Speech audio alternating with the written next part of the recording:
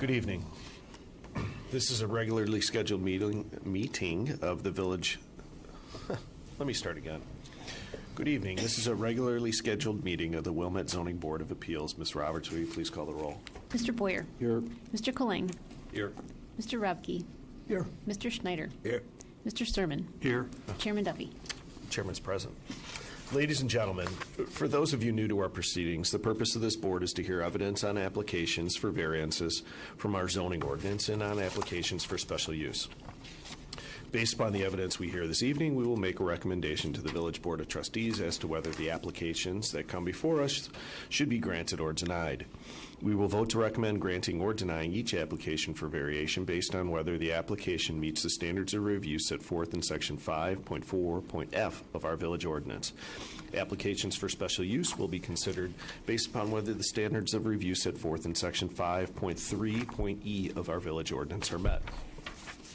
The Village Board of Trustees will consider the recommendations we make this evening at their next regularly scheduled meeting on March 27th.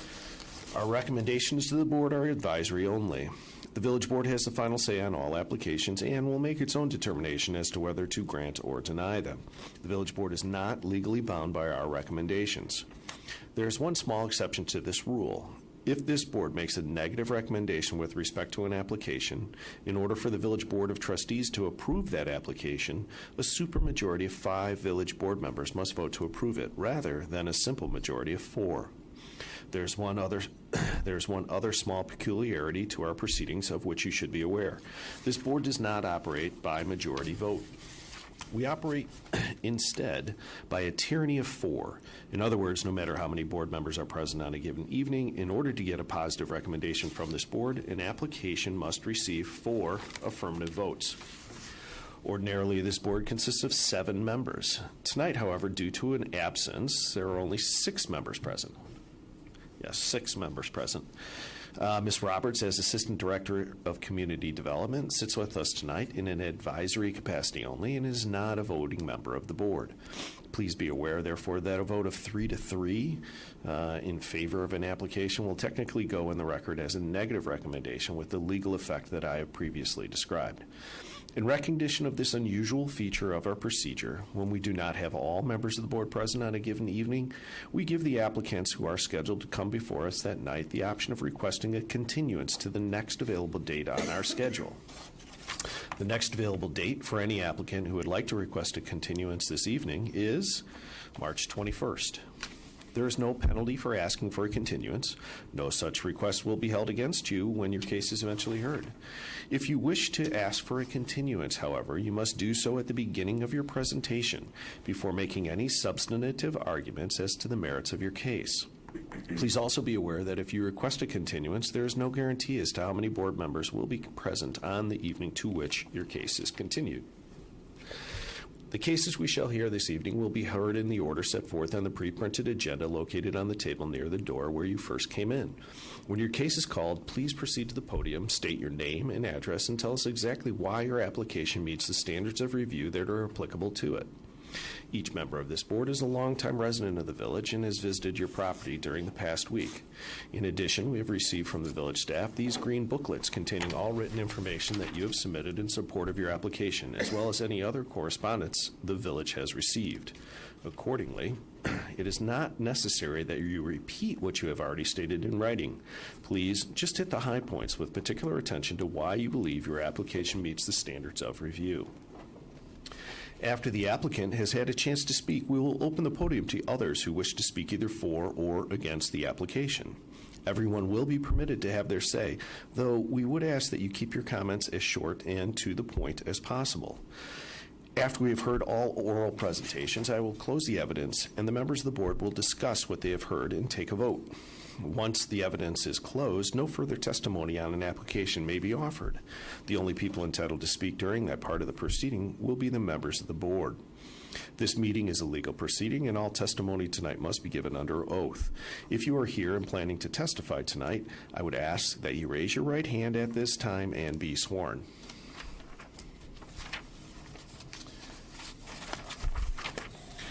Do you swear or affirm that you will tell the truth in the testimony that you're about to give? If so, please say, I do. Thank you very much. Ms. Roberts, will you please call our first case of the evening? Our first case is 2018 Z10, 237 Greenleaf Avenue. This is a request for a 0.76-foot front yard setback variation, a 2.02-foot minimum side yard setback variation, and a 0.51-foot rear yard detached garage setback variation to permit the construction of a substantial addition and remodel that is classified as a new home. Welcome. Thank you. My name is Mike Hauser. I'm the architect for the Tuckers. I'm here with Steve Tucker, who's the owner of 237 Greenleaf Avenue. We're here for two zoning variations that have to do with one with the front yard, one with the side yard of an existing structure that we're looking to add to. And there is another one, there's another one that has to do with a garage that's existing, but it's part of the new home application that we're under with this particular zoning application.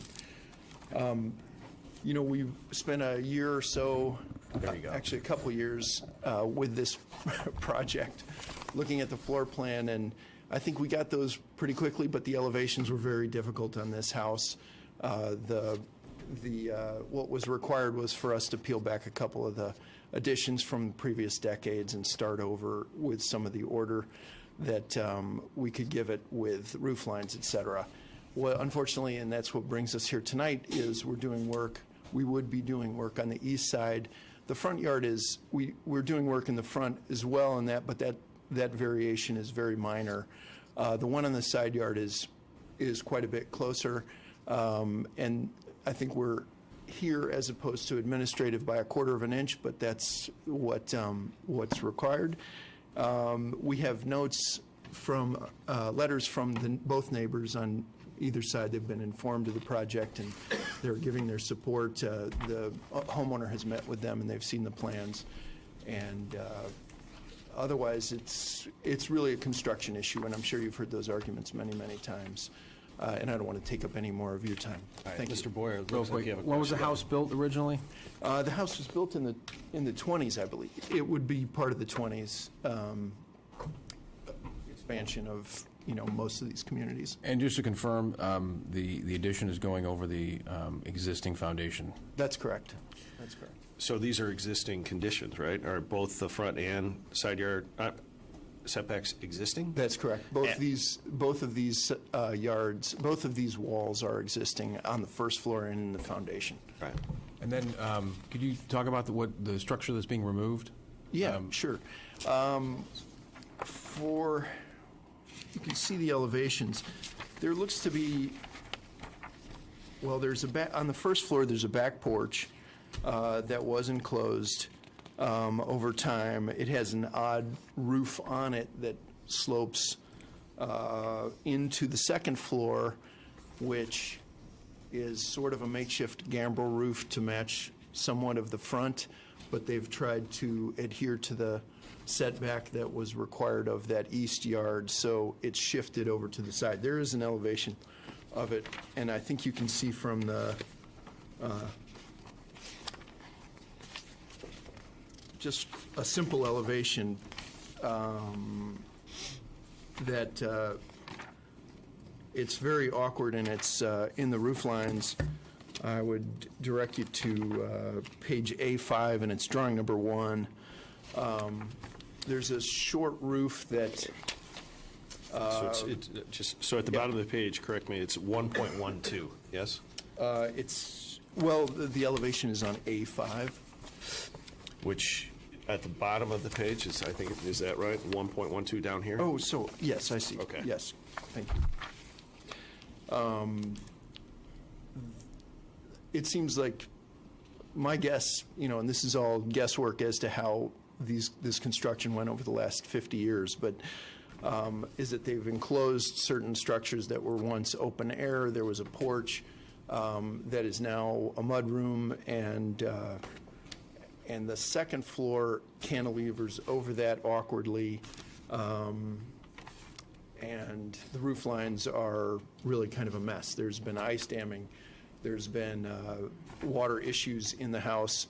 It creates a courtyard with an existing old garage, one-car garage to the side of it that we're looking to open that up and make it more, give it more sense. And the one-car garage being removed, right? The one-car garage is being removed. All right.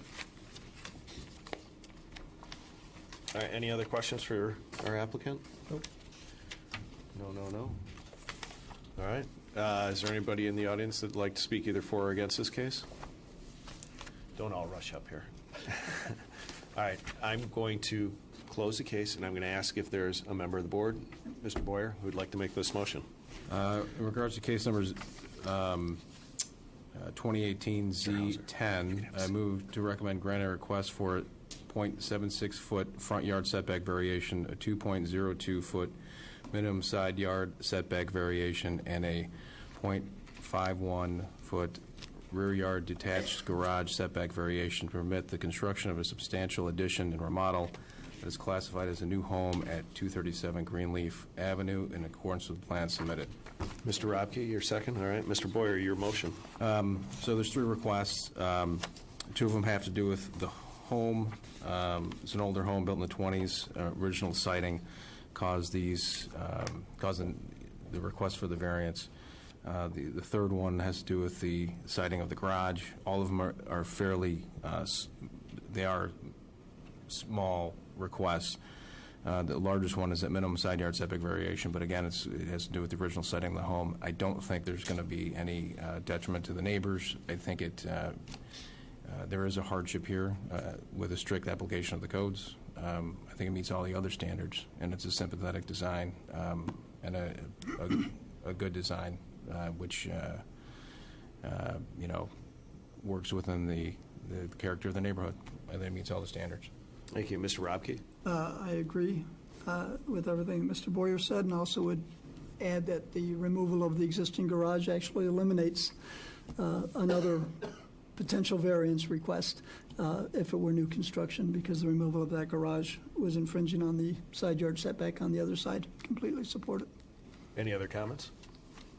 In support. I think it's really well done, the elevations. Yeah, I too am going to support this. My initial concerns were about the height, but we have a 35-foot limit, and this hits at, I think it was 33 at the highest peak. And then with that, how would that compare to the neighboring houses? And on either side, they're both substantially taller than the existing structure right now by, it seems like 10 feet-ish, or maybe even 12. I think it's just going to kind of blend in with what's going on there. So I, too, will be able to support this. Why don't we take a vote? Mr. Boyer, Yes. Mr. Robke, Yes. Mr. Colang, Yes. Mr. Schneider, Yes. Mr. Sermon, Yes. Chairman Duffy.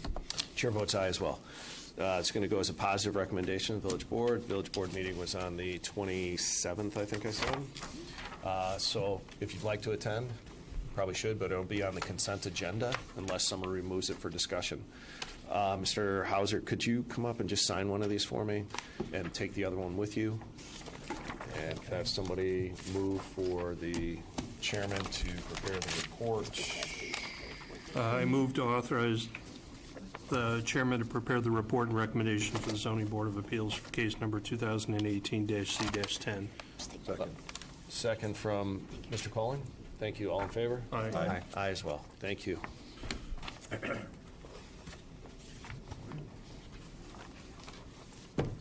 When you are ready. Our next case is 2017 Z63, 238 Kilpatrick Avenue.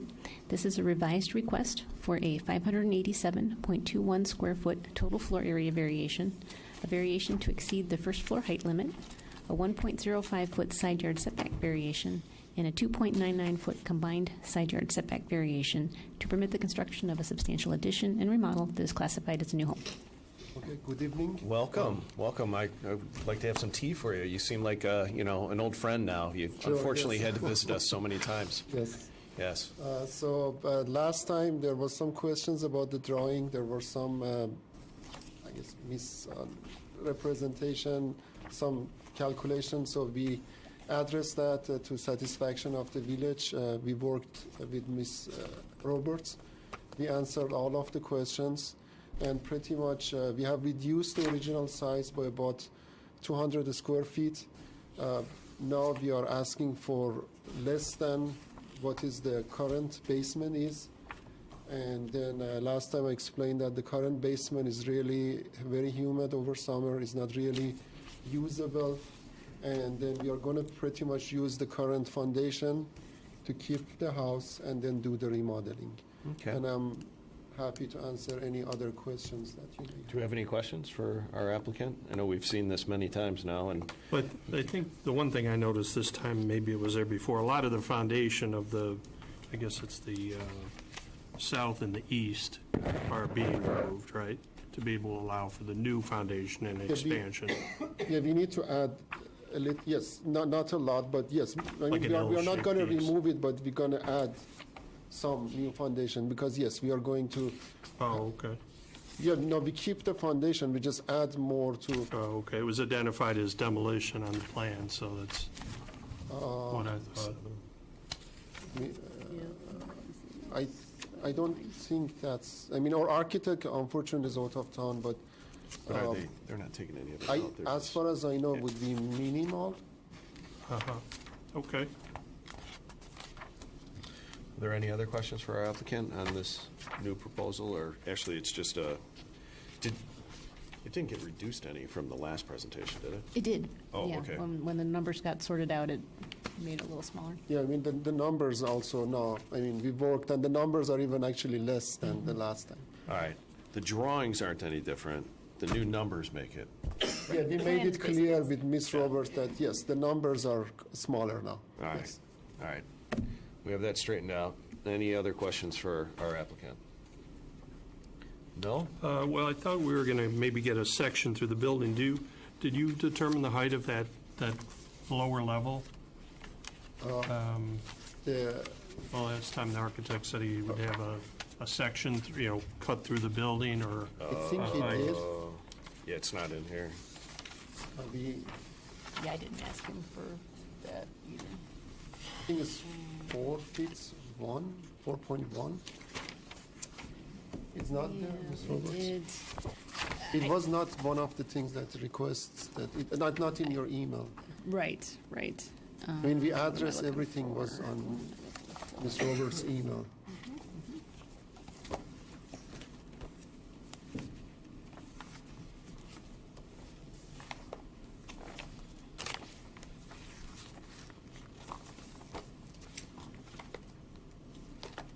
okay, I don't know if there anybody else, I any other questions? question, I just want to make sure I understand from going through here. So the FAR, or the increase in the proposed total floor area of almost 7.5%. You're saying the hardship there is because of the so-called basement being counted? Yes, the basement, yes, basement. Yep, all of it is basement, yes. It's existing basement. Right, which really isn't basement because it's a split level. Okay, just wanted to make sure I understood. That's not what you're looking for? I did. Okay. So Rachel and I did some measurements in the field, and we, looking at the outside of the house, estimated that the height of that first floor, the upstairs, was about 5'7". I mean, again, that's rather rough, but Oh, off of of the the grade, the grade? Oh, adjacent grade, okay. right? Yeah. And then the height of that, I was thinking, what was the height? Because a lot of times when we have hardships for basements, we refer to, well, the ceiling's only 6 feet tall, it's an Oh. old basement, it doesn't have any windows. The interior height. Yeah. To the no, I didn't ask the architect for Yeah. that, and we haven't been in the house. It's a split level, I mean, it's usually Yeah. still Usable space. 8 feet. Right. You're asking about the ceiling of the Yes, ceiling basement? height of that basement area, So if yeah. I raise my hand, I touch it. So it's probably somewhere around 7 7 feet. feet, yeah. Okay. I touched it. Any other questions? No other questions. All right. I have a feeling, does anybody in the audience would like to speak either for or against this case? No. All right, your second time here. Your third time here. All right. Seeing nobody, I'm going to close the case then, and I'm going to ask if there's a member of the board who'd like to make the motion here. Mr. Boyer, thank you for stepping up to the plate again. All right, for purposes of discussion, In regards to case number 2017 Z63, I move to recommend granting request for revised request. I move to recommend granting a revised request, right, for a 587.21 square foot total floor area variation, a variation to exceed the first floor height limit, a 1.05 foot side yard setback variation, and a 2.99 foot combined side yard setback variation to permit the construction of a substantial addition and remodel as classified as a new home at 238 Kilpatrick Avenue in accordance with the plan submitted. Do I have a second? Second. Thank you. Mr. Schneider, second. It's fine. All right, Mr. Boyer, your motion. All right, so 3 requests generally. The side yard setback and the combined side yard setback variation.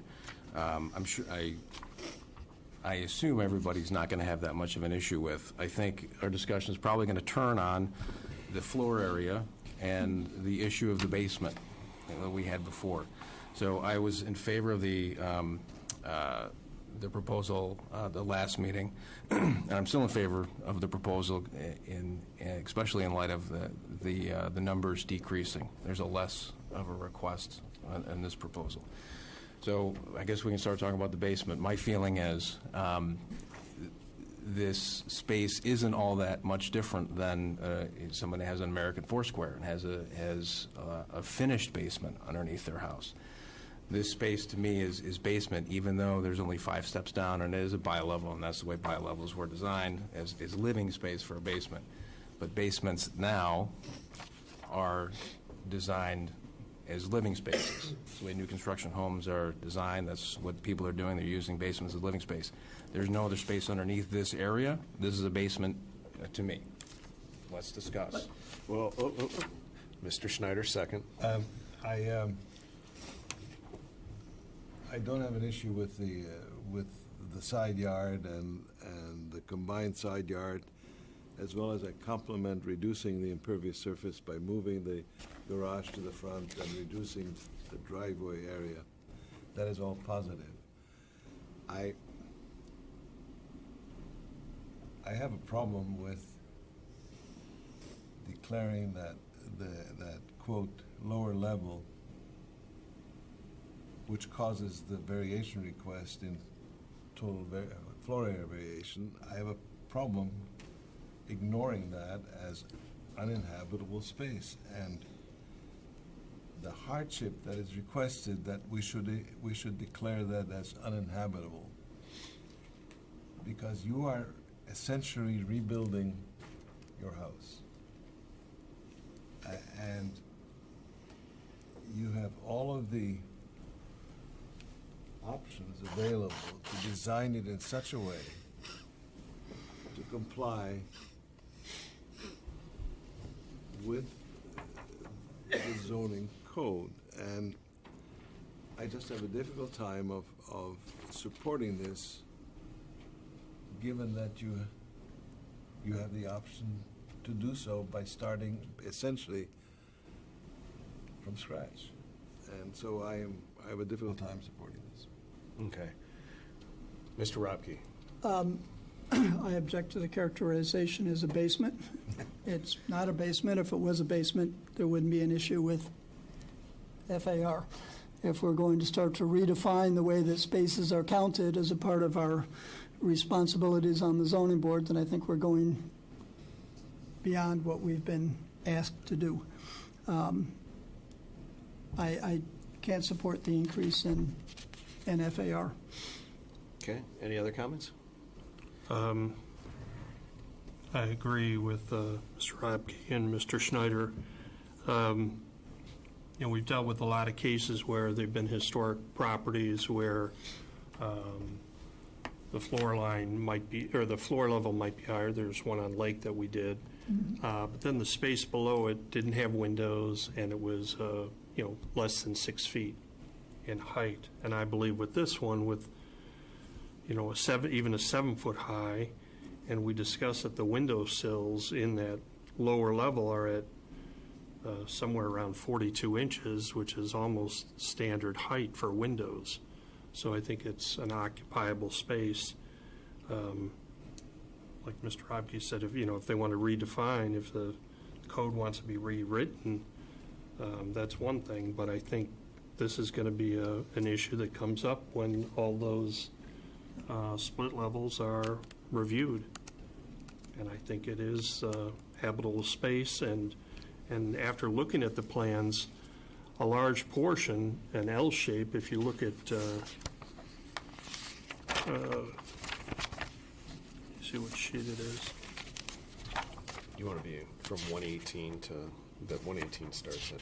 Oh, 118. Yeah, the new, oh, I'm sorry, 119? Oh, Lisa just Oh, whispered to me. 116? 126 is the newest drawings. I apologize, Mr. Sermon. They start at 126? Yeah. Okay, well, let me see. It was sheet number called Demolition Plan Foundation. Yeah, but 127 is the only foundation one that we had. I think the demo plan that was hatched was the previous Is the same. version. We didn't get a new one this time, so I. Yeah, but it's the same. If you look at 1.16, you can see a large L-shaped piece at the upper right hand. All of that is being demolished. So all that's being left is a little bit of foundation in the front and then the foundation around that other area. The rest is demoed. So it's almost like it's being completely rebuilt except for that small portion.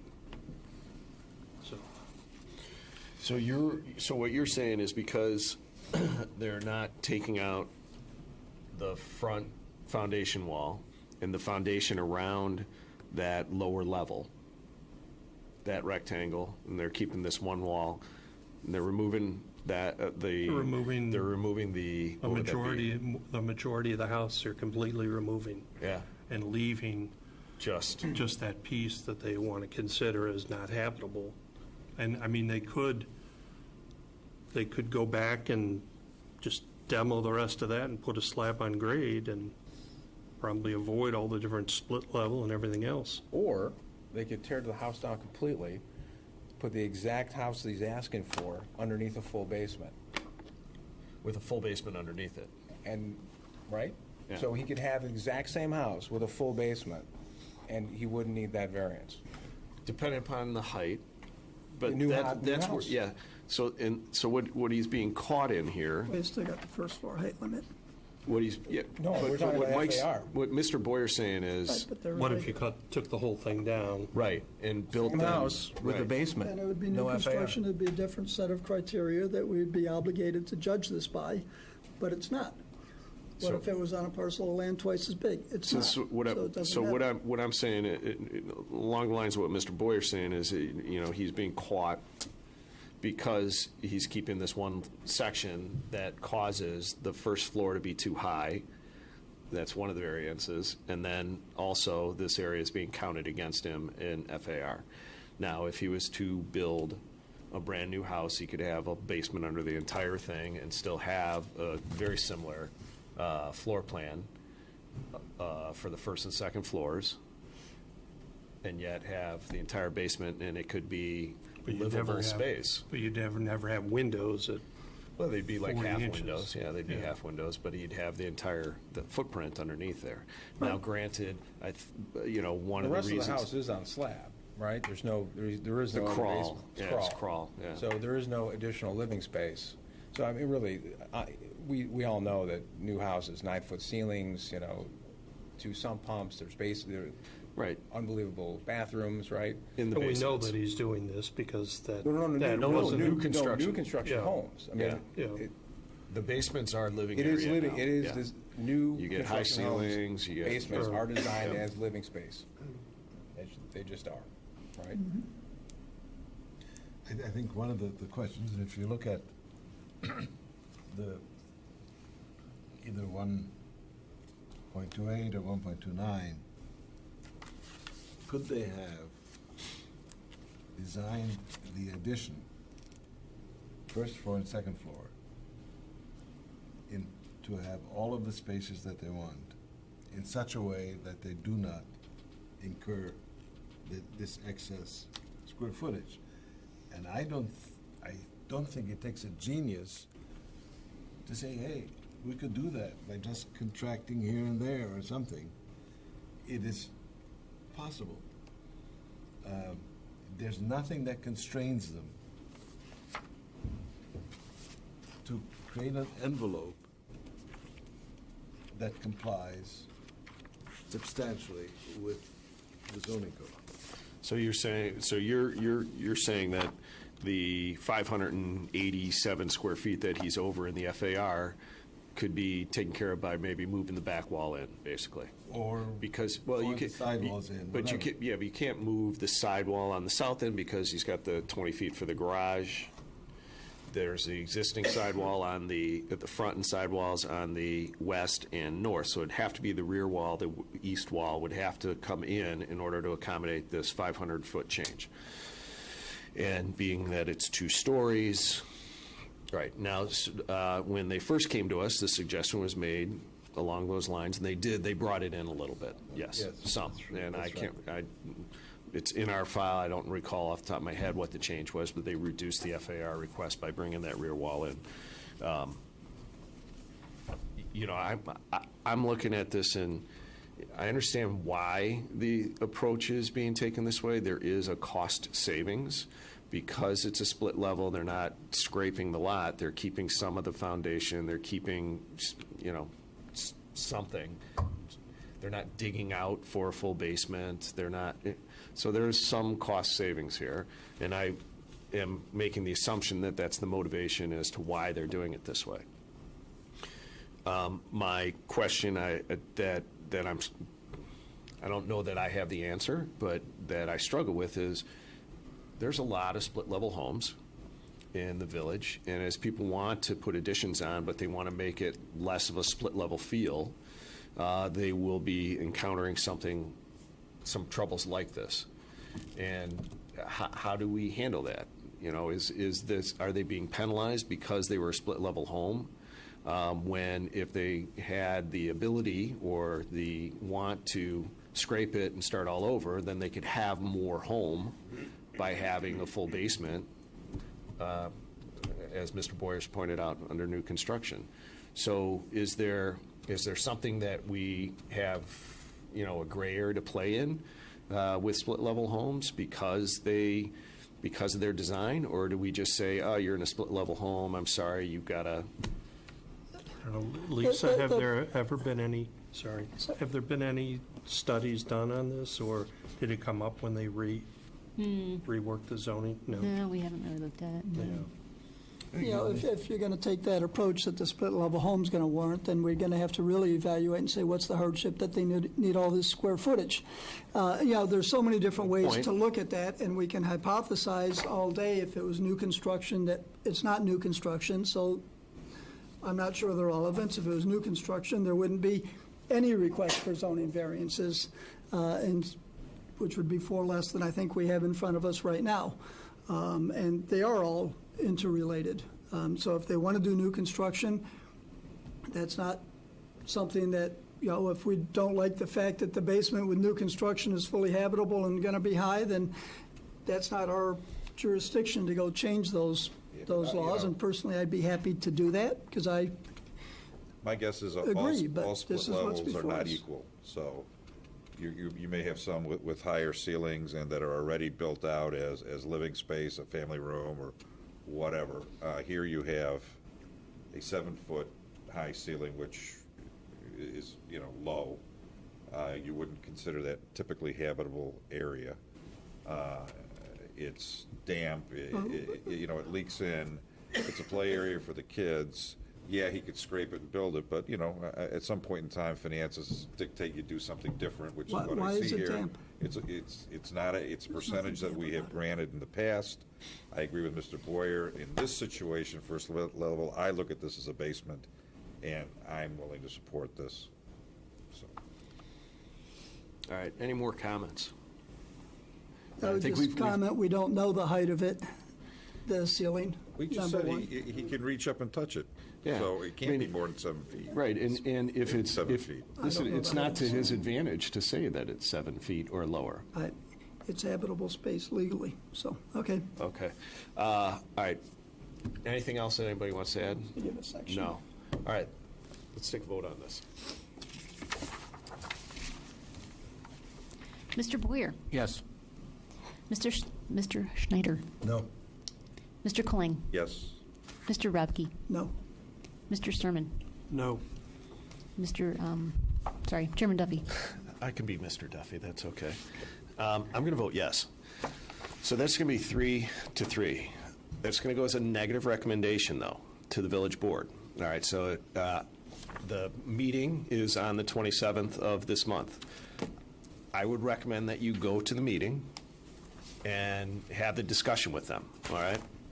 If there is somebody that can make this work for you, it's the village board. We are here to apply the zoning code and try and find, if the round peg fits in the square box. We all have our own opinions of what's round and what's square, but the village board will make the final say on how this can be done. All right, I'm recommending to you that you go to the village board with this and see what they have to say, okay? It's a 587 square foot variance. It's up to them to say, is this a special case or is this not a special case? I think what we've discussed over the past 3 meetings I know it'll go to them, and they will all read it, and they will all have their own opinion as well, but at least it will be brought out, and you will hear what they have to say. And they're the ones that make the final say. We make a recommendation to them, okay? I guess if you had maybe a picture of the space too and the height, more description To help them out To help also. them out.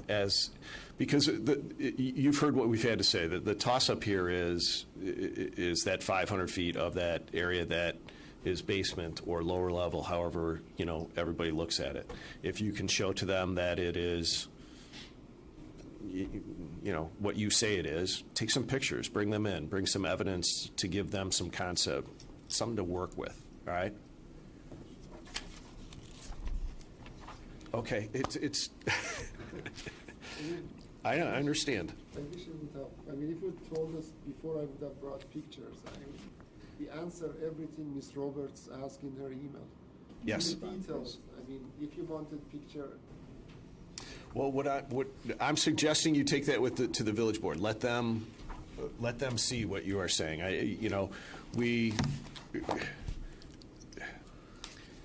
It's obvious that even if you brought pictures in, that this board really, it wouldn't have been voted on any different. But the village board can change our vote in your favor, and maybe with some pictures, it might help sway some of them. Okay? What was the cross-section? Is that what you were asking for? Well, a section, and I just wanted to know the height of that space. If you said that it was, Yeah, if it was 6 foot, it was less than 6'8", then it wouldn't be considered. Can we move on to the next So case if you we could, voted? so if you, first off, I need you to come up and sign one of these. But if you can have your architect or your designer measure that space for them as well. But I don't, like I said, I don't know how much it would have swayed some of the votes here. I move to authorize the chairman to prepare the report and recommendation for zoning board of appeals for case number 2017-C-63. Thank you. Second. Who's second? Sermon He was second. louder. All in favor? Aye. Aye as well. All right, when you're ready. Our next case is 2018 C9, 1100 Laramie Avenue. This is a request to modify an existing special use for an educational facility secondary, as provided for in Ordinance 2017-063, and for a 7-foot light pole height variation, a 1-foot fence pier height variation, and a 0.5-foot fence pier diameter variation, and a 3-foot fence pier setback variation to expand the parking lot and to install new fencing. Hey, welcome back. Thank you for having us back. Appreciate being here. My name is Scott Ferris, principal with the Lakota Group in Chicago. We are before you tonight, as Ms. Roberts had indicated, with a request to amend our previously amended request. I'm going to give you a little history of why we're back here. If I can get this, first of all, I want to tell you who we have with us because while I'm kind of providing the show, we're going to try and keep it simple and short and not too long. You guys have already suffered with us once before, and I appreciate your time and your focus.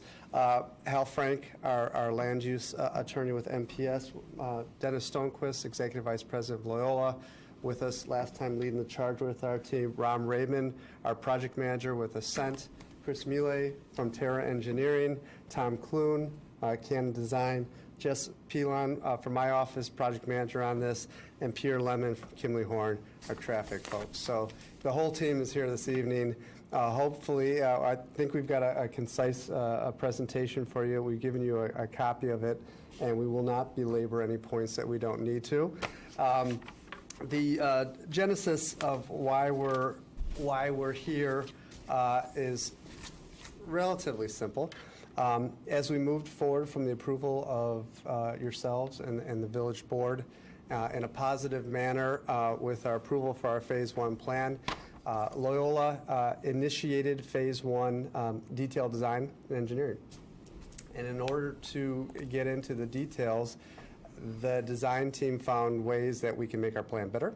That's always been our theme, to make the plan better, to find opportunities to be more efficient and effective, to find opportunities to meet the objectives of keeping our neighbors happy and meeting some of their concerns that we heard the last time, and also to find ways to be more cost effective so that we could ultimately not only achieve our Phase 1 implementation, but move on sooner or later to our long-term vision, which was presented to you, and I'll touch on that as well. So our goal here is to amend that.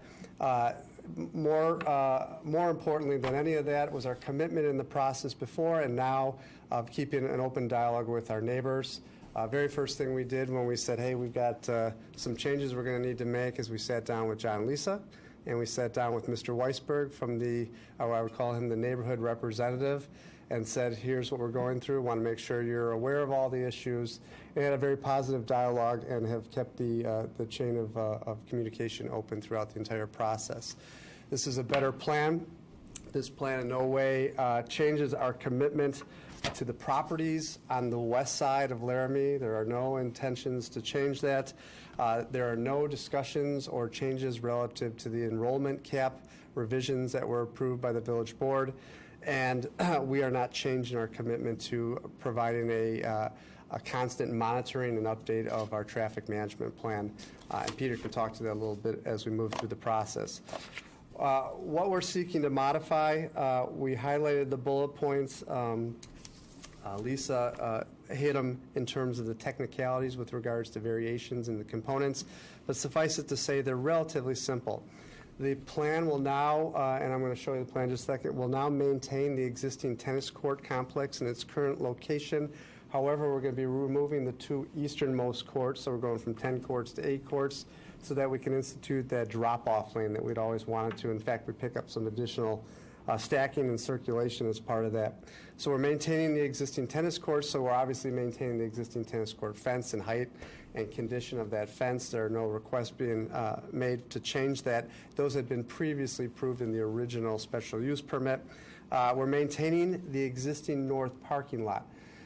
It had only been repaired a number of years ago, and so as we got into the due diligence of engineering this site and designing it and budgeting it and making sure we could put all the bells and whistles that we had intended to put in, we said, why are we taking out a perfectly good parking lot? Let's work within the confines of that. Let's modify it. Let's adapt it. And let's still meet the objectives of our Phase 1 plan, traffic and parking, and making it better. Improving traffic and stacking, so the sequencing and the drop-off are the same as last time. However, we've improved the queuing and the alignment of the streets coming into our site so that they align with the neighbor streets. That was a comment we heard last time.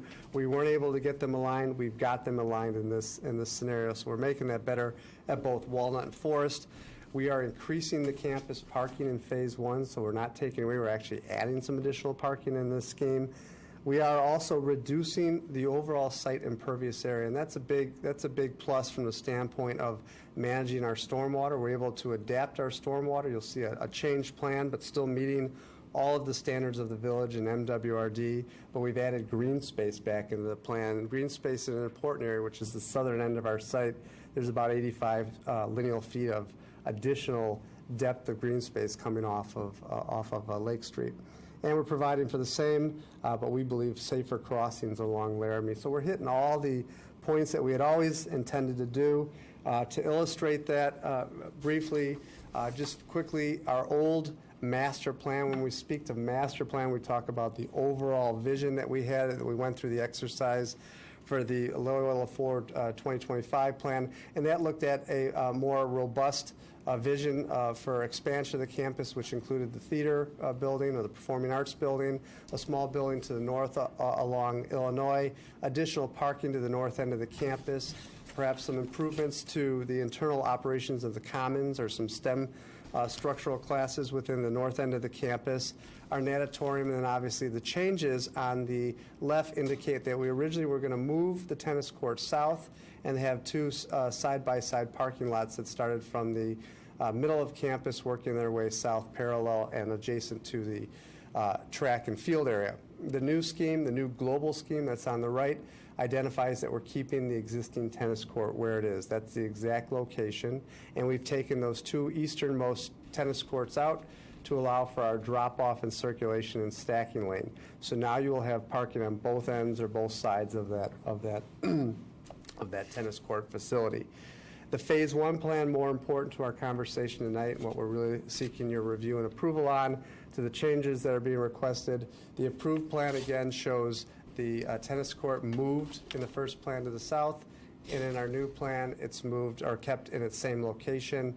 Parking, stacking, loading, all improved in terms of adding additional stacking lanes, adding additional parking in Phase 1, aligning those streets at Walnut and Forest, and providing the safe crossings, the landscape components. We are asking for some landscape adjustments with regards to variances in our north parking lot. You can see that evidently in the plan, and that's because we're trying to work with the existing parking lot in its current configuration. So we're asking for some allowances with regards to landscaping in the main field of parking, not along the drop-off lanes. The natatorium facility and the main entrance that'll come off of that, or the sports entrance, are exactly the same in terms of size, character, and detail. And we will be presenting all of the details of landscaping. I'm so sorry it's small on that drawing. There's a lot there, but we suffice it to say it's really the same plan, but we left the tennis court in and we worked around it and continued to make it better, modifying it in a sense that we really haven't asked for any more or less variations than we had before. So here's a comparative matrix that, just from the standpoint of showing the previously approved versus the one that we have before today, the natatorium is the same reduction in the overall site disturbance. Very important number. We went from 7 acres to 5 acres. And why is that important? Because it makes the time to build this more efficient, more effective, and less impact on our neighbors, which is an important component in terms of staging it, sequencing it, and building it. Our goal, as it's always been stated, is to get this project started at the end of the school year and start working immediately on the aspects of the parking that allow us to then roll into the pool facility itself. We're improving the stacking by about 8 additional cars. Peter can talk to that. The alignment with the 2 streets, increased parking from 129 to 166 in Phase 1. Where does that happen? It happens on both our north and our south pieces of parking. I can go back to that. It happens on our, I got a pointer I brought with me here. It happens in, I think I got it here. Here we go. Can you see that on there? Yep. So we're getting additional parking here. That's our existing parking lot that we're modifying to allow for the drop-off lane and circulation, and we're picking up the additional ones down here. So we actually have more parking working within the confines of that existing tennis court. And you can see, most importantly, the additional open space that's provided on the end, or the southern end of our campus, for open recreation and practice facilities. And that speaks to our site impervious. So we've increased or decreased the impervious coverage by about 30% in this plan, master plan and Phase 1. So it's important to know it's not just Phase 1, but the overall plan. Traffic monitoring will obviously stay the same. And relative to Relative to, oops, let me go back one second. Relative to stormwater management, we're meeting the requirements. We have less stormwater management facilities. They're above grade. They're in the grass area. Chris can talk a little bit about that, but they meet the MWRD because we have less site disturbance, so the calculation changes to adapt to that. That's important. We're not providing less stormwater. We're providing stormwater to meet less disturbance and less impervious coverage on the plan. Variations, excuse me, that Ms. Roberts talked about and she highlighted, we tried to put those in a matrix to show you that what was included on the first one and what we've removed out of this one. The only two additional variances that we've asked for in conversation is a side yard variance adjoining a street to avoid parking loss. So we don't want to change our existing parking lot, and it creeps over already. So in order to do that, we need that variance to leave the old parking lot and leave the setback and still be able to put our fence in. The other one that is important is the landscape exemption in the parking lot to avoid loss of parking spaces and hoping not to add additional stormwater detention because of that additional space, and also to work within the confines of our existing lighting. I remember last time one of the questions that you brought up was, did you provide a photometric plan? We will be providing an updated photometric plan as we further engineer this and get into your ARC or Appearance Review Commission so that they can delve into that, the landscape details, the architecture, and some of our other engineering components. All of the other aspects of variances are still included, such as the monument size and sign size, the monument quantity, the two monument quantities, the additional height of a pier to support our 4-foot metal fence. We're asking for 5-foot high. Your code is 4-foot high. The diameter, 6-inch fence pier diameter, that relates to the underground concrete footing. We need a 3-foot setback. We can't do that in some of our areas, so underground, our concrete's a little bit closer. And our light pole height, which had been approved a long time ago as a variance, we're just carrying that forward with 25-foot height lights that we're asking for. And just quick example of the piers, the fencing, the sign, the lighting, the bike racks. We are providing additional bike parking. I didn't highlight it in the plan, but it is in the plan, and it's called out as, maybe I'll just jump back there really quick because I think it's important. That additional bike parking is occurring in these areas where you see a blue dot. That is where the zones of bike parking have been identified to provide additional bike parking space. So to highlight our benefits of our plan, I've kind of touched on these through the whole thing. This is phase one. We want to start this spring. We got a little bit more work to do to go through Appearance Review Commission. We certainly need your comments. We need to go back before the board with these requests as well. We believe this is an improved plan, and one of the biggest pieces of it is just to make it an efficient and smooth sequencing and timing of construction by not disrupting all those parking lots, by not moving that entire tennis court. We're really working with what we have. Some could call that being sustainable and smart in terms of using what we have and not creating a mess. We think it's just smart construction techniques and good sequencing, and it's a reduced impact on our neighbors. And it's hard to describe that to them, but they'll understand that when they're saving a couple months of duration of dust and dirt, it's a big thing. Less site disturbance, increased open space preservation, reduction in costs associated with good quality use of existing facilities. So that reduction in cost in ripping up the asphalt goes into other projects to make things better as part of the plan.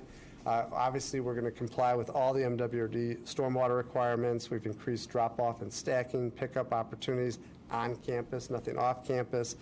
Maintain the goals to provide additional parking for faculty and visitors, including bike parking. We are not adding additional student parking. This is faculty and visitors, and it's enough for us to meet our need. That was an important comment.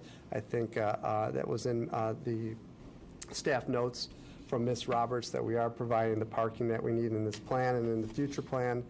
I should note that in the future plan, our long-term plan, we've actually lost 5 spaces because of our new design. We've improved our pedestrian on-campus circulation and site crossing, and we continue to provide for and in motion right now an active transportation management plan. So that's an ongoing in motion. We're not waiting for the construction. We're already doing that, and we'll continue to monitor that and improve that as we go along. I've got the topics of transportation management and the topics of civil engineering stormwater for our two experts. If you'd like them to speak about those more in detail, we certainly honor your time and don't want to belabor any points. Go ahead. No, go. You're not, the tennis courts are not moving, except you're reducing it by 2 on the east. On the east end. So on the west, there's an existing fence, right? The fence and the big arch that you know that's there that you walk through So remains. is that, because it's existing, we don't need, even though there's a modification to that? It was approved under the original special use several years ago when it was built. Okay. Right, the part that they're changing is conforming on the east. It's on the other side. Right, of but I it. just thought because they're changing, it's kind of, you know, hey, if I'm taking off the back of my house, but I'm in the side yard setback, then, and I'm going to modify my house, then I still got the side yard setback issue to do. So isn't this because they're modifying the whole tennis court, they still, if they're in the side yard setback, they would still need a new variance for that? No, because the part that they're modifying is not in the setback. No, I understand they're taking out, I just look I at the understand tennis what courts you're as a saying. whole as Like, opposed once to you're just touching 2. it, right. Yeah, once you touch the tennis courts, doesn't that affect all of it? But you're saying no. We didn't look at it that way. Okay. All right. Mr. Surma, go ahead, sorry. I just had a question, because it's, you know, the drawings are so small. What about the right lane where you can start to, you know, prepare to make a right turn? Is that still, That's still That's part still of the there, plan, and part of I it? can have Peter talk about that if you'd like to. okay. And one other question I had about that, and I know I brought up last time, and I know it might be possible, but the thing that always, you know, my son's there right now at New Trier, not at Loyola, but at New Trier. Yeah. That bus seems to be the problem. Is there The any public way? bus. The public. Was there any thought given from the last meeting that we had that there'd be a spot where the bus could pull over We slightly? can talk to that. Okay. Can I ask a quick landscape question Sure, first? sure. You're asking for a variance now on landscaping in the parking lot. You've increased the number of parking spaces. You came before us last time, assured us you had enough parking spaces. If you had enough parking spaces before and you've increased them, why can't you just put in the landscaping and meet the ordinance? So I think we're trying to maximize the parking because we want to have the additional parking if we can have it. And by taking, But last time you had enough parking to meet all your needs, you assured us. when I get to the, if you look at my future parking for my long-term plan, I'm I'm short. not, we're only evaluating the first phase right now. That's all that's before us. Right. So I'm just Valid- curious if. valid point. With Valid assurances that point. we had enough parking, why do we need a variance to meet parking? I think it's really a function of trying to avoid ripping it up, disturbance on the site, the calculations for economic. stormwater. Yeah. Okay. Your point is That's- well taken, but it is economical. I Yeah. personally don't believe for a second you have enough parking now or that you had enough before, but if it's economic, that's fine. Yeah. I just wanted, it seemed a conflict. Kind of messes with everything that's there and trying to work with it and then still put those lanes in, our drop-off lanes. So you can, if you look, the drop-off lane area and all that, we're putting all the landscaping that we need in there. And we're trying to leave the. Well, you're doing exist- some of yeah. it, but in other areas Yeah. you're not. I Yeah. just, It's a so good it's really point. because you're keeping the existing and you Yeah. don't want to mess with it. Yeah, Understandable. yeah. Okay. Let Peter come up and speak. Yeah. Right. So Peter Lemon with Kimley Horn. So last time we were here, you know, the suggestion was brought up, you know, there was a couple options for the bus and whether the bus issue could be addressed with like a turnout lane, essentially. And so we looked at a couple options, and we did talk with Pace Bus about it. The bus stop, you know, right now is kind of, I can just use this, I suppose.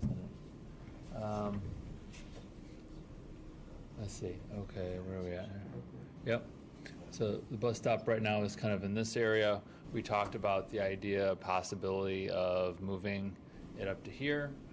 We also talked about the possibility, and there's really not room up here to do a turnout lane, but you know you would have the same kind of blockage issue.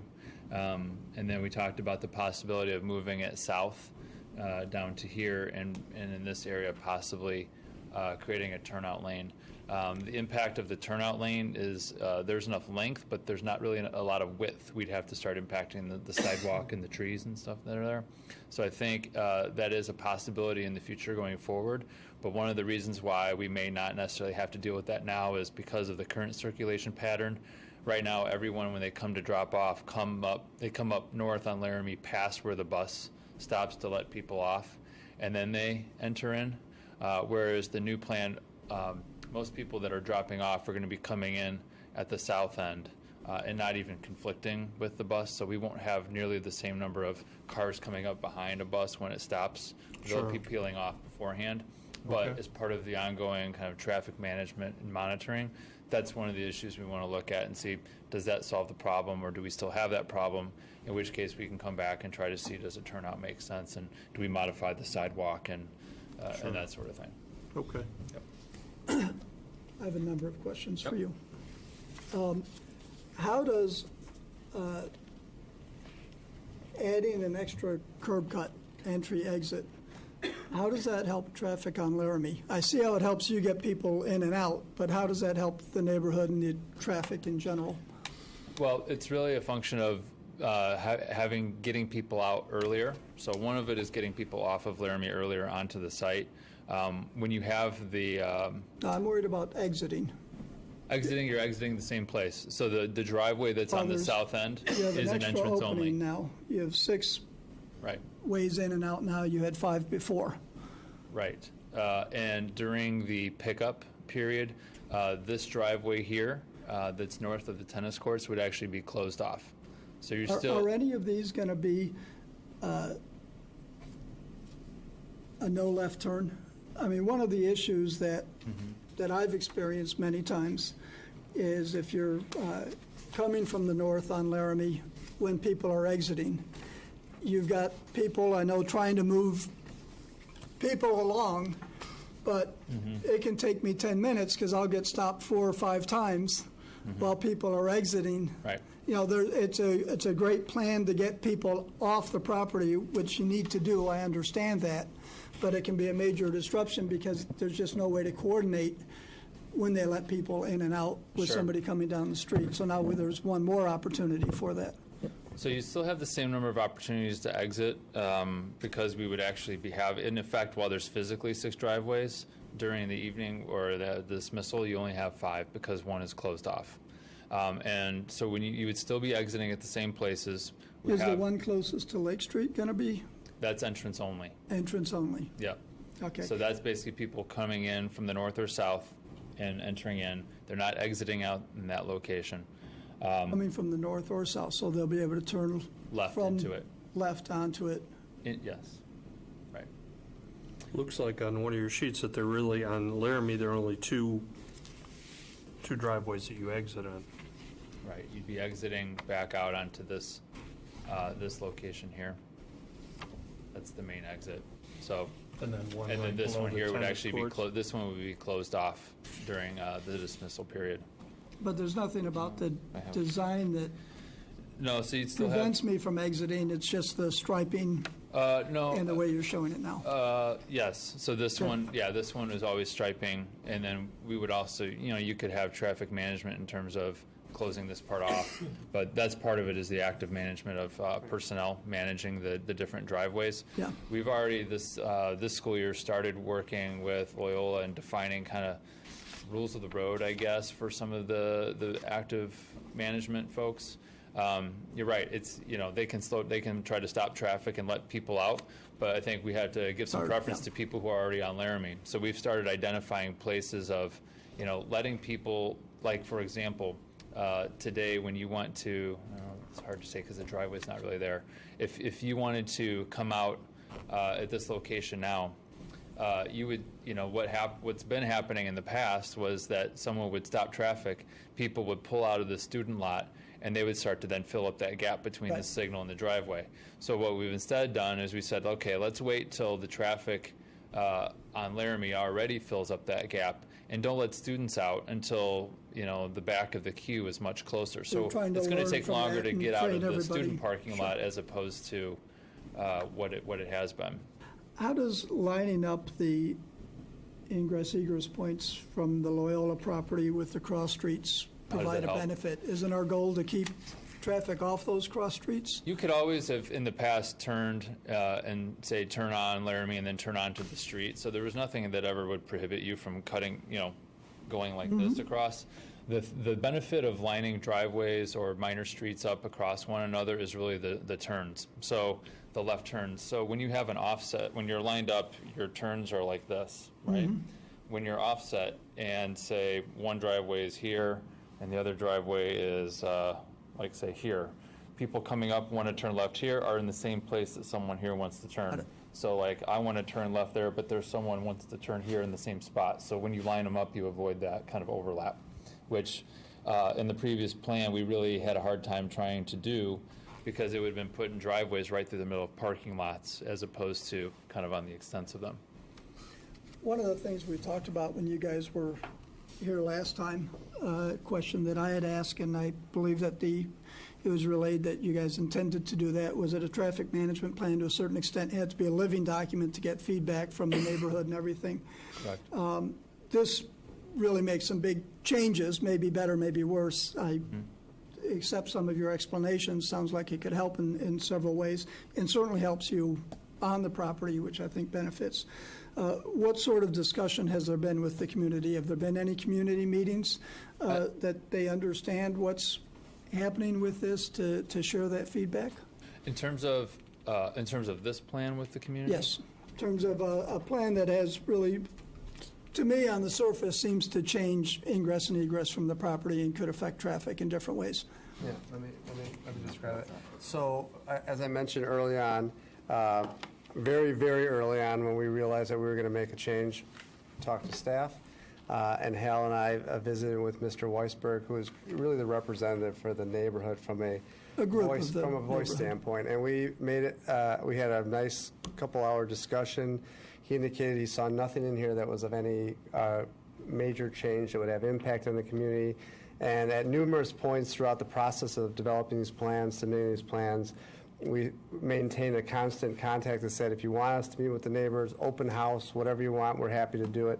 And we've had no contact from anybody. In fact, So he's seen. Yeah, and they've been notified, and we obviously we keep the. I know Village sent a letter out. Absolutely, and if they still would like to talk with us, we'd be happy to visit with them. This is, we've built a good bridge with them, and we have no intention of messing it up at this point.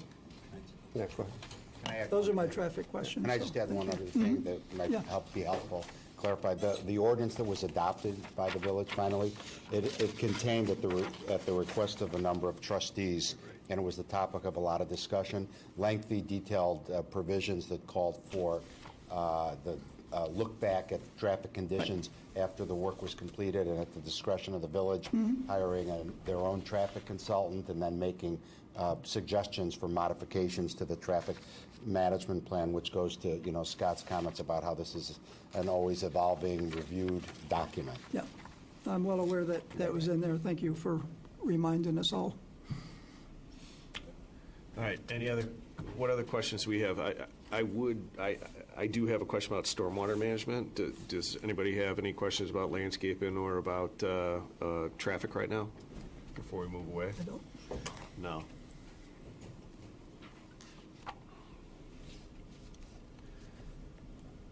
How are you? Hey, good, thank you. So can you, in the diagram, in the chart, it shows there's a reduction.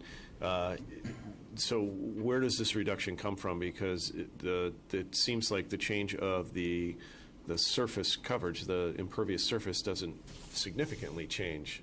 So where does this savings come from?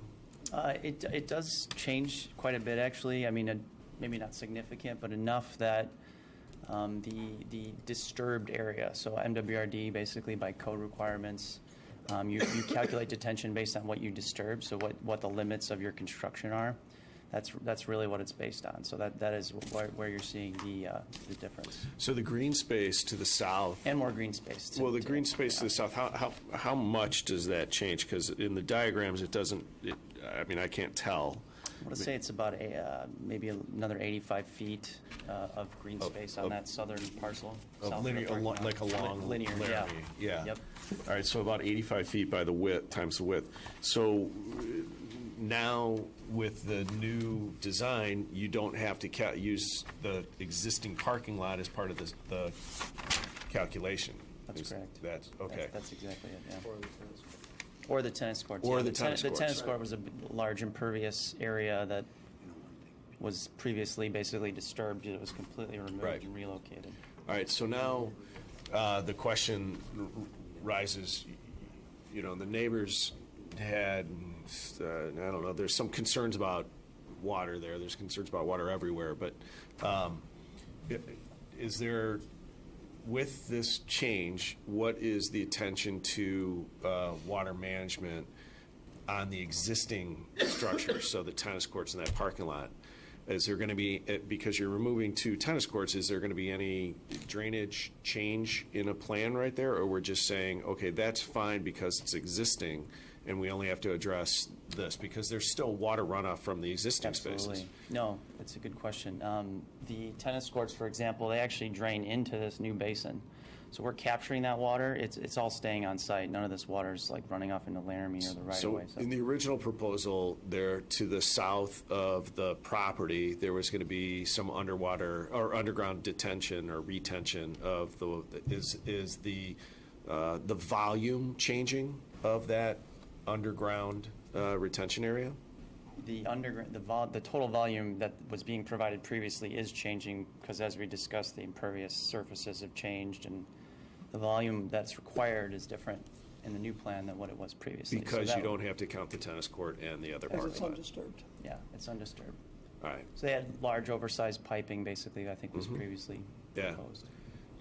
Okay. I know there was a lot of discussion about that last time, and I think a lot of that discussion circled around our not being able to maybe comprehend the volume and how the calculation worked. So I didn't understand why we were losing space or the need for it. So the existing parking lot was resurfaced or torn up, or how long ago was it significantly changed? Significantly changed? So that the underground, so that the water management had to be I modified. believe the last underground stormwater management change we had was the football field. 2009. When we added the turf, 2009. Yeah. when we added the turf, we added underwater storm management in one of the goals. Okay, but we talked about not changing this parking lot because the parking lot was recently modified or improved. Well, I believe the parking lot is in good shape, is what, I Right. don't believe there was any major modifications. Okay. There's existing detention actually in the parking lot permitted. In the existing parking lot, there's. Center Islands. Yeah. Yeah, that's where I'm headed detention right there. now. So I get, my question is, what, you know, why should we not be concerned about stormwater because we don't have to calculate the tennis courts and the parking lot? So as existing, they're sufficient? Correct, yeah. Actually, the entire campus has permanent detention with MWRD going back to 1993 as part of the gym expansion, I believe. So there's actually all over the parking. There's basically it's calculated to pond. There's water builds up on the parking. Kind of standard practice for back in the 90s. So really the whole campus, and as Dennis mentioned, there's detention in the football field. There's an underground vault, plus the storage in the turf field itself. It's basically a big French drain. So There's no. to follow up with the chairman, in a 100-year rain event, you are still confirming that you will not impact the neighborhood? Confirmed, yes. Okay. Any other questions? Well, so you detain all the water now? Yeah, there's And existing then detention is all there over a- campus, like I A said. slow flow Yep, out into the basically, sewers? It slows down the release, which has that impact on the hydraulics of the sewer in Lake Street. We worked with the village engineer too to vet, the Lake Street sewer and get all the information we needed to get to make sure we weren't having any impacts. So the existing, I know last time when we spoke, is it the MSRD? MWRD. Same letters, just. They were telling us that the current codes are much more stringent than they were back then. So does the existing lot meet the more stringent codes of today, or do or is it more like grandfathered in because they're not as? They're grandfathered in, and the difference is volume control. And right now, like in our new plan, we have basically a stormwater best management practice where we get the water underground, we allow it to infiltrate, we try to minimize discharge from the site. So they've gone, as the stormwater codes have evolved, they've gone to more retention-based practices. We're not discharging to the sewer. Those codes were not in effect when this was originally permitted in 1990. So it is a stricter than Correct. the Now codes from it 20 currently years is ago? in that regard, yes. Okay. But in a broader perspective, though, in your opinion, I'm sure you've looked at the entire campus, and you feel that overall detention, retention policies meet best practices Yeah, I do. for current standards. So there may be individual areas that were developed that could be judged separately, but the overall campus. Yes. Thank you. What was the green space increase, the square footage again? I don't know the square footage. It was about 85 linear feet. By the width of the. By the width from Laramie right-of-way to the other edge of the right-of-way, near the Eden Spur. 200 by Roughly half an acre. something. Because this is 177. This represents the change, Right. correct? So it's that. Yeah. Yeah, there. And that's 177, so that's 200, so 75 by 200. Any other questions about stormwater management? No. No? Thank you very much. My next question is it's a very simple one, but the light pole. We're talking about one light pole? Is that it? That's this variance? Just one light pole at 7 feet? All the new light poles to Okay. match the old light poles. It just old is- light poles are 7 feet higher than what's allowed. Singular, so I just thought. Oh. It's the in one here light it says light pole, and here it says light pole, so I'm just thinking it's singular. I'm like, why one light pole? The same. Yeah. All right. And then the 1 foot fence pier height is because you're changing the fencing from the original plan to the new plan because we're talking about different entrance, ingress, egress in different parking lot areas. The nice. You metal got to, fence. I'm sorry. Yeah.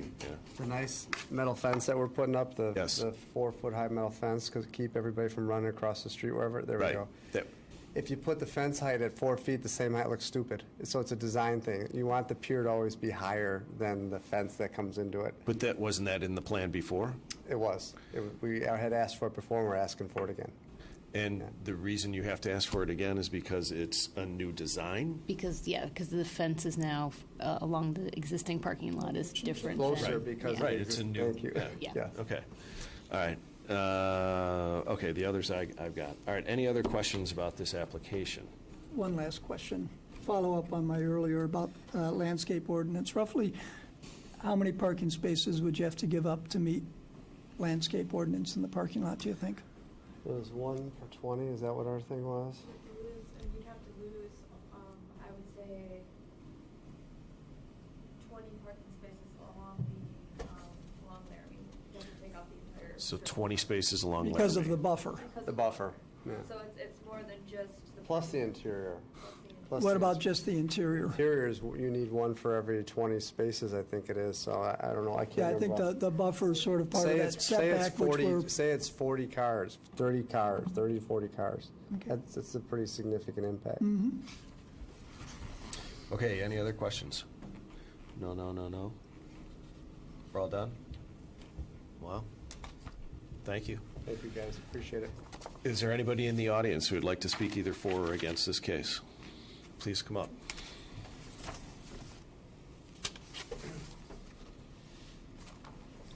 Hello, welcome. Welcome, thank you. My name is Ann Nagel, and I live at 1139 Manor. And I'm just here. There is good communication. Dennis called me to tell me that there were changes, not to be taken by surprise.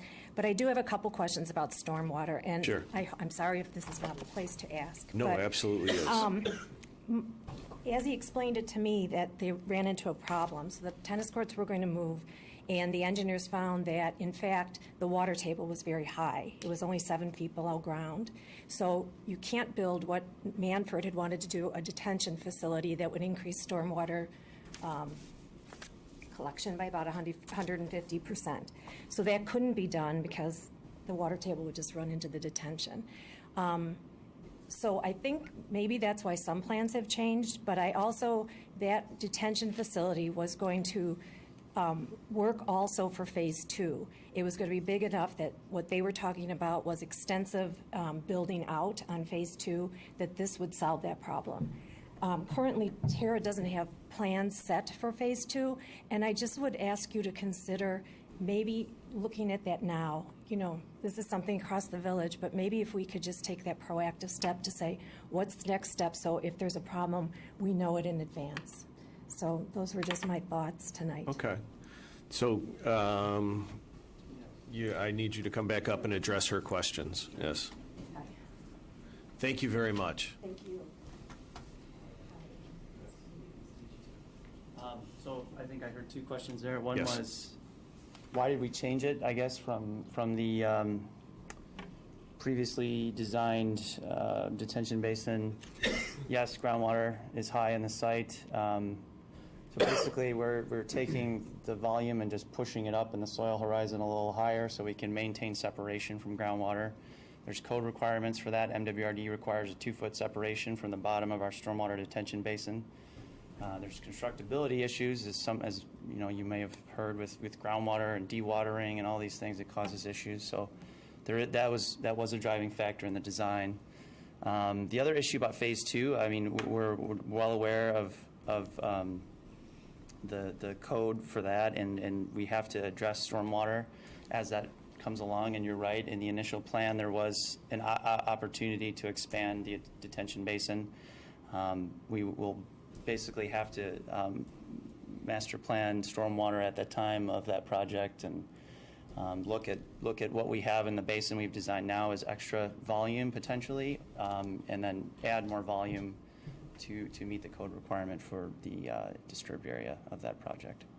So the difference between where you're going in this first phase to Phase 2 is what's the big change? Because aren't you using some of the impervious surface of that parking lot to construct the arts building? But it gets back to that disturbance. As soon as you touch it, you have to recalculate. we have to recalculate and go to the new code. Volume control, rate control, so we'll have to do rain gardens, bioswales, these kinds of things, underground detention potentially. But you have a problem with underground detention because the water table's so high. We do, but we can engineer around it. Just money. Yeah. It's just money. It was just from the original plans. The Yeah. pipes were like 80-inch diameter pipes, and they needed cover, and you couldn't really Doesn't fit. feasibly build them in the water table. All right. Okay. Any other questions? No more questions? Are you okay?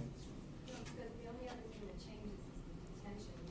We manually decide when to put it into a sewer system. And my understanding, I'm not an engineer, obviously, but, you know, this takes 24 hours to come down, but I don't know if we can control it into the sewer system. So the question is about controlling the flow of the water to the sewer system from the site, correct? Yeah. And that's just with, what do you want to call it? Yeah, it's a restrictor. Basically, The we have a restrictors. structure that we put a tiny hole in it, so it forcibly backs up all the water and then slowly releases it to the sewer. We would do the same thing in any phase of the project. It's common practice. It is, yeah. Is there like a timing difference between when you can start releasing it to the sewer?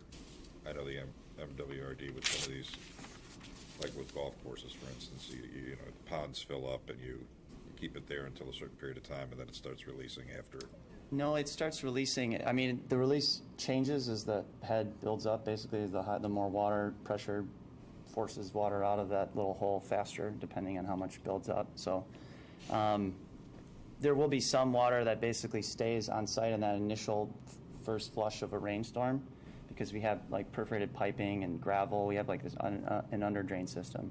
So there will be that initial amount of water that will stay just in our system, and then as the rainstorm intensity builds, the volume will build, and then but the release is controlled to a very specific value that we have to meet for the code requirement. Right, so there are no shut-offs anywhere along that, yeah. Like on a golf course, I believe they've got shut-offs. And they flow into ponds. Yeah. I see what you're saying, yeah. Yeah. But they're doing the same thing with whatever their collection devices are. Yeah, similar, yeah. All right, any other questions? All right, is there anybody else who'd like to speak either for or against this case? Seeing no one, I'm going to close the case, and I'm going to ask for someone to make a motion. Mr. Sermon's motion. I move to recommend granting a request to modify the existing use, educational facility, secondary, as provided in the 2000 0-63, and for a 7-foot light pole height variation, a 1-foot fence pier height variation, a 0.5 fence pier diameter variation, and a 3-foot fence pier setback variation to expand the parking lot and install new fencing at 1100 Laramie Avenue in accordance with the plan submitted. The zoning board will determine if it runs with the land or the use. Just going to use run It with the runs use. with the use. Second. Mr. Robke, second. All right, thank you very much. Mr. Sermon, your motion. I think all the improvements are good improvements. You know, from a planning standpoint, from a cost-saving standpoint, and it's pretty straightforward, so I can support it. Mr. Robke? The only one that troubles me, and I appreciate that you guys talk to the community, and thank you for your clarifications on the traffic plan. They made sense to me. The only one that troubles me a little bit is the landscaping in the parking lot, and sort of understanding that the need for that. I understand the desire to get all the parking spaces, but I'd just like to hear what everybody else has to say about that before we give up on that too quickly. I think the rest of these we'd really talked about before in terms of the fence and the setbacks and the light poles, and there's really no issue with any of those. Is the landscaping a requirement that we're dealing with here today? I don't see it as one. So my comment to Mr. Robke's statement is, this may not be palatable to some, but Loyola owns the land across Laramie Avenue from them, and yet the neighborhood has said no parking there. So now they're trying to work within the confines of the space that they have on the east side of Laramie. And in so doing, I mean, we need to give them a little bit of relief, is the way that I'm looking at it. I guess two comments. One is the land across from Laramie. Is that part of the special use? No, but it could become it. But it's not. So enough hypotheticals. I guess my point, it could become, the entire village could become.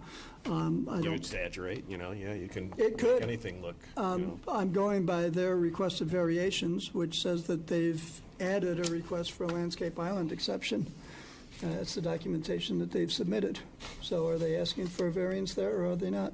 The variances that we are approving are the ones that were read to us, correct? Yes, I'm sorry, the report wasn't clear. The relief for the landscaping sections of the village code goes to, zoning ordinance goes to the Appearance Review Commission. So the commission will be looking at those requests. So there's no action from us. Then I've got no Correct. exception to it. That was the only one I needed to discuss. Okay. Any other comments from the board about this? I'd like to say, too, I think, as you obviously get into a project and engineering and design suggests that modifications be made, and particularly if they're made, to better and create less disruption in the area. I think, that's a real positive of this plan, and I can support it. Anybody else? Mr. Boyer? No, nothing? Mr. Schneider? Nothing? Okay. All right. I see that this is an improvement to the initial plan as well. I mean, I think we're taking more cars off the street. I think that as we look at the changes as far as traffic goes, which is one of the big concerns of the neighborhood, that I believe this is an improvement over the initial plan, as explained. And then as far as stormwater management goes, that was another concern. I think that there's a hurdle in the future, but as we have to apply it right now, that it's an acceptable solution as designed. I think, though, that they're going to have something in the future that they got to deal with the buildings. Regarding our variances, they're all pretty straightforward, and it's all related to safety. So I have no problem supporting this. So why don't we take a quick vote? Mr. Sermon? Yes. Mr. Rubke? Yes. Mr. Boyer? Yes. Mr. Colang? Yes. Mr. Schneider? Yes. Chairman Duffy? Chair votes aye as well, so that's going to go as a positive recommendation, Village Board. And meeting's March 27th. Just thank you, I Hal. move to authorize the chairman to prepare the report and recommendation for the Zoning Board of Appeals for case number 2018-Z09. Second. Thank you. All in favor? Aye. Have somebody, To approve the meeting minutes for the Zoning Board of Appeals for Wednesday, February 7th, 2018. thank you. All in favor? Aye. Aye as well. Microphone's open for public comment right now. If anybody would like to make an announcement, seeing no one, we move to the adjournment. We are going to adjourn the meeting. Thank you.